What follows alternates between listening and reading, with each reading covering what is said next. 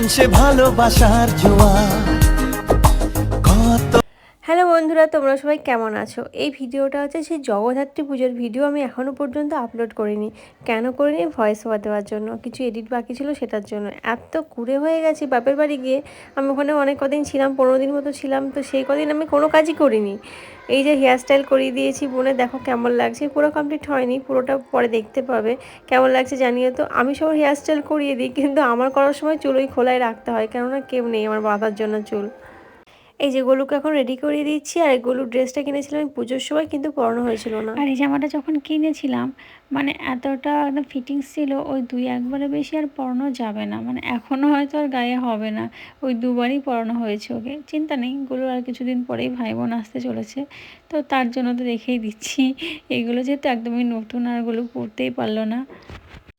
পরতে না পারলেও আমি ফিটিংস জামাই কিনি, কেননা একটু বড় কিনলে কী হয়, দেখতে ভালো লাগে না আর কেমন একটা লাগে। এবার যেটা বড় ফিটিংস পরবো। আমাদের সময় কী হতো, মা ঠাকুমারা বড় বড় সাইজের জিনিস কিনতো, যাতে 2-5 বছর ধরে কিনতে মানে পরতে পারতো।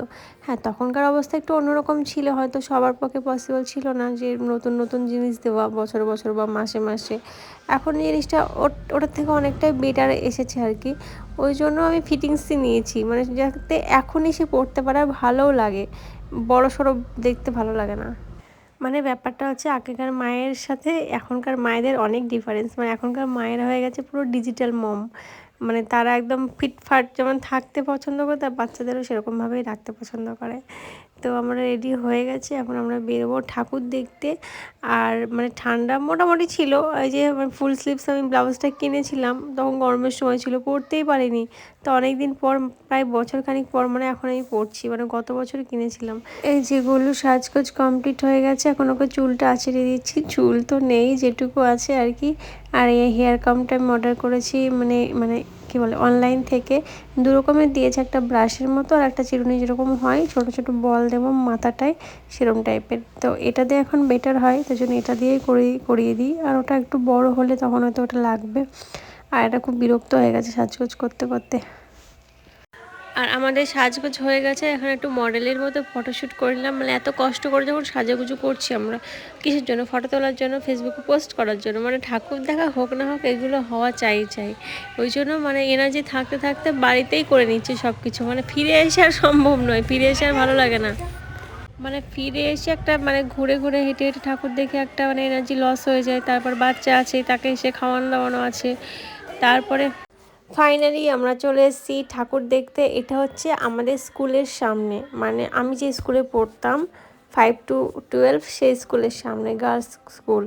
তো সেইখানে দাঁড়িয়েছি, আমি ভাবছি কোন দিকে যাব। তো এখানে দাঁড়িয়ে গলু যেহেতু ফার্স্ট টাইম দেখছে, আর বড় লাইটিং, গলু শুধু হাঁ করে তাকিয়েই আছে আর দেখছে। ও কিন্তু ঘুম ঘুম পাচ্ছিল, ওর যেই দেখেছে লাইট মাইট ব্যাপার, তারপরে অনেক লোকজনের আওয়াজ, তো ঘুম ভেঙে গেছে। আর আমি একটু দাঁড়িয়ে দাঁড়িয়ে কী ওর করবো, ভিডিওই করছি, ভিডিও তো করতেই হবে। আর এই যে আমার ননদ এসছে, ঠাকুর দেখতে গিয়ে দেখা হলো। এবার কি হয়েছে, আমি যে বেরিয়ে গেছি অলরেডি, আর 2 মিনিট পরে ফোন করছে দিদিরা যে আমরা এসছি। এবার দিদিরা আসবে সেটা আমি জানি, ঠিক আছে। এবার কখন আসবে সেটা আমাকে টাইম দেয়নি।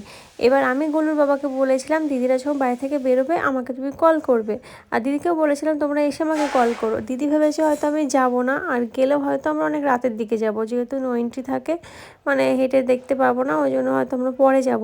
সেইভাবে আমাদের ফোনটা করেনি, ও ভেবেছে বাড়িতে এসেই জানাবে। এবার আমরা বেরিয়ে গেছি, জাস্ট 2 মিনিট এসছি, আমরা পিছনে শুরু করেছিলাম বাড়ির। আর দিদিরা ঢুকেছে সামনে দিয়ে, দেখা হয়নি। তারপর লাস্টে গিয়ে মিট করলাম ওই ছোটো মোড়ে গিয়ে, আমাদের যে ব্যাংকে, মানে ব্যাংক মোড় যেটা বলে, সেখানে গিয়ে। আর এদিকে গরু দেখো ঘুমিয়ে গেছে, ওদের সাথে দেখা হয়ে গেল, ওরা চলে গেল, বাড়িতে আর যায়নি। এই গরু ঘুমিয়ে গেছে বলে আমরা বেশি দূর যাইনি। আর এখানে একটা বসার জায়গা পেয়েছিলাম, মানে কোমর লেগে গেছে দাঁড়িয়ে থেকে থেকে, হেঁটে হেঁটে এখানে একটা বসে গেলাম। আর আমার গরু দেখো ঘুমাচ্ছে এখনও দিদুনের কোলে।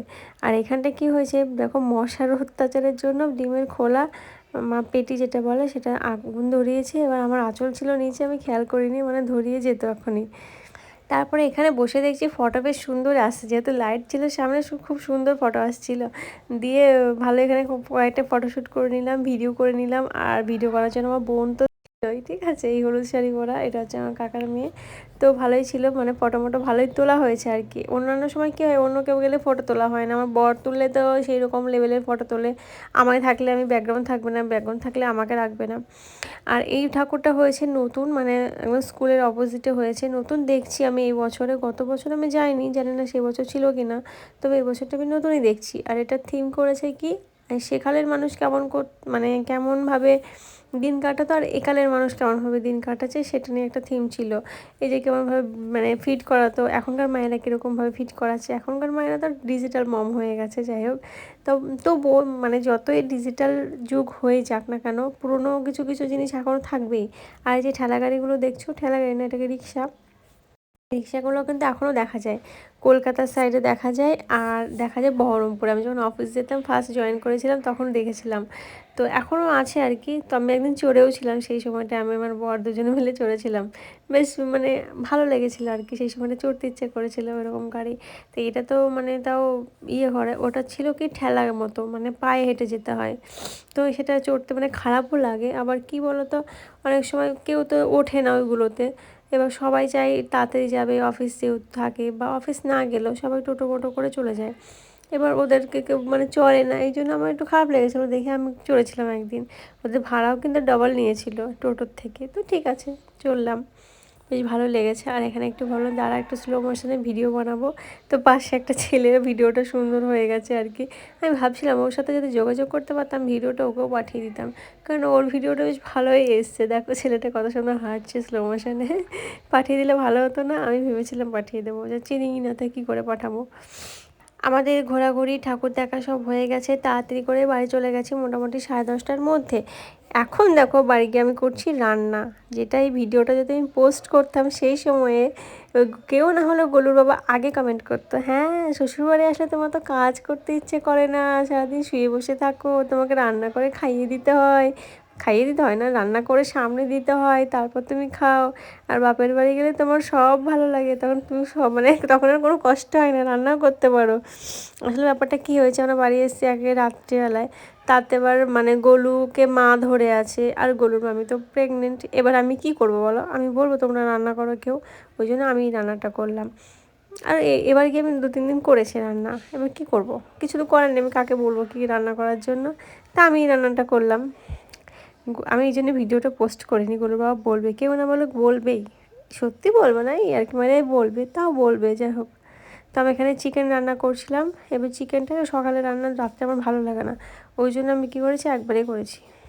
তো ফাইনালি আমি আমার সেই জগদ্ধাত্রী পুজো ঠাকুর দেখার ভিডিও আজকে পোস্ট করলাম। তোমরা যারা এখনও পর্যন্ত আমার ভিডিওটা দেখছো বা নতুন দেখছো, সাবস্ক্রাইব করে দাও, পাশে থেকো, আর কমেন্ট করে জানাও তোমাদের কেমন লাগলো। টাটা।